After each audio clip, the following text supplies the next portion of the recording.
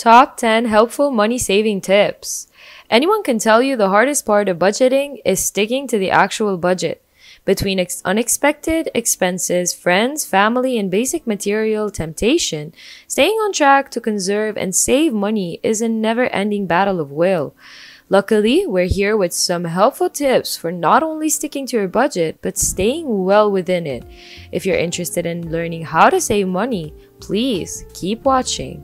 Number 10. Prepare for the unexpected. Perhaps one of the most important aspects of budgeting is giving yourself a buffer. Life happens and it doesn't always happen conveniently. It's a good idea to set up a fallback fund, one separate from your savings and checking account.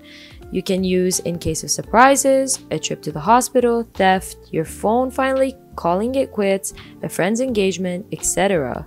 By setting aside something to cover life's more unexpected costs, you save yourself from having to raid your checkings or savings account. Number 9. Plan ahead. Everyone has monetary goals, buying a house in 10 years, getting a new car, or maybe taking a vacation. Goals like these are long-term and require you to effectively plan ahead. Make a point of drawing up a timeline for your monetary goals. Give each one a specific date by which you want to achieve it and calculate the overall cost to obtain said goal. By doing this, you can create an effective savings plan, which you can then factor into your budgeting. Number 8. Just spend cash. Once you figured out how much money you're able or want to spend in a week or month, make a point of withdrawing that amount from your checking account in cash. Then don't even think about touching that debit or credit card until the next budget round. It's often difficult to know for sure where your money is going or how much you have left if you don't physically see it in front of you. This is why cash is awesome. You can actually see and count with your own two hands how much money you have left until you hit the end of your weekly, monthly budget. Number 7. Don't carry all your plastic. If you have multiple debit or credit cards, it's a good idea not to take them all with you when you go shopping. Also, make a point of checking your account balance and credit limits before you go out. By keeping 1 or 2 cards at home, you're not tempted to overspend by zipping them all at once, and you still have a reverse in case of emergency. Ultimately, it's a good idea in general to keep 1 credit card at home, one you only use in case disaster strikes. Number 6. Pay your bills ASAP. Do not procrastinate with your finances. Make a point of paying off your bills either as soon as your statement comes in or as soon as your paycheck is deposited. Not only does this eliminate the risk of accumulating debt, but once your rent, power, and loans are paid, then you're left with money that can be used for your more personal expenses. Number 5. Track your spending. Frugal people all over the world are masters of this, and for good reason. Monitoring your spending or keeping tabs on where you spend money and how much is a helpful way for you to analyze your basic needs, as well as ruling which expenditures might not be entirely necessary. It's also a great way to stay on top of potential credit card fraud and identity theft. The nice thing about expense tracking is that it doesn't have to be done very often. Maybe just write down how much you spend once a month or at the end of a work week. Review your checking account status.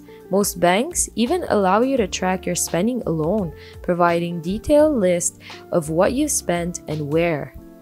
Number 4. Don't go shopping in groups. Friends are enablers. There's just no getting around it. I myself am a horrific enabler and can talk even my most stubborn friend into buying something they don't really need.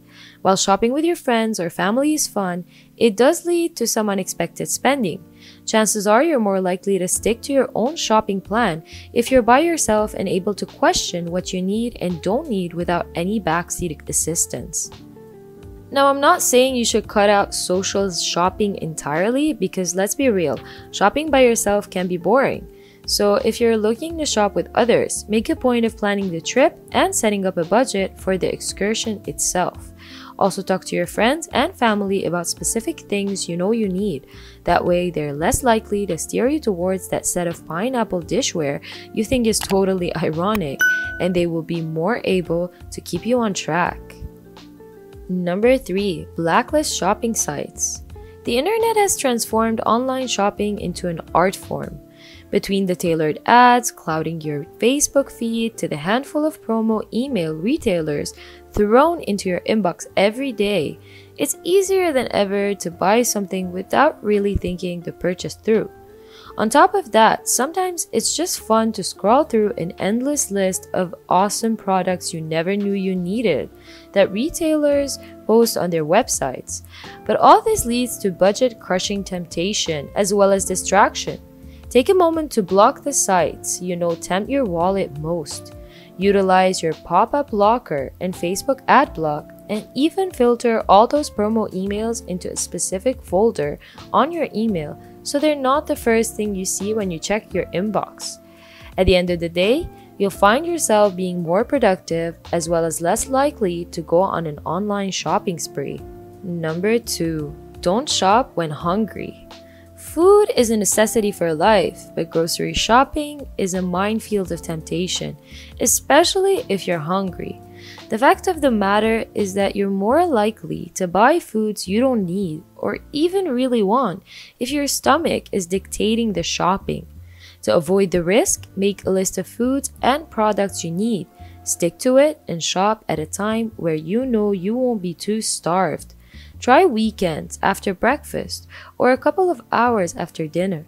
Not only will doing this keep your grocery bill in check, but it can also lead to some pretty nifty weight loss. And finally, last but not least, number 1. Don't shop when you're stressed. Shopping when stressed is a vicious cycle.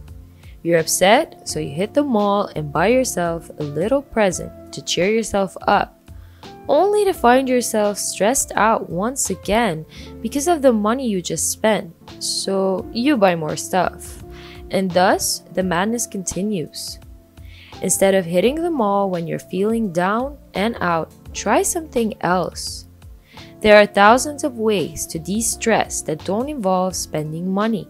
Take a walk, dance to some loud music, or call your BFF. The best part about kicking the stress shopping habit is that as you find yourself saving money, you ultimately end up less stressed out. 10 unhealthy habits you need to break now. Some of the things you do or don't do every day might be sabotaging your efforts to be healthier. The key to success is to slowly integrate change into your life.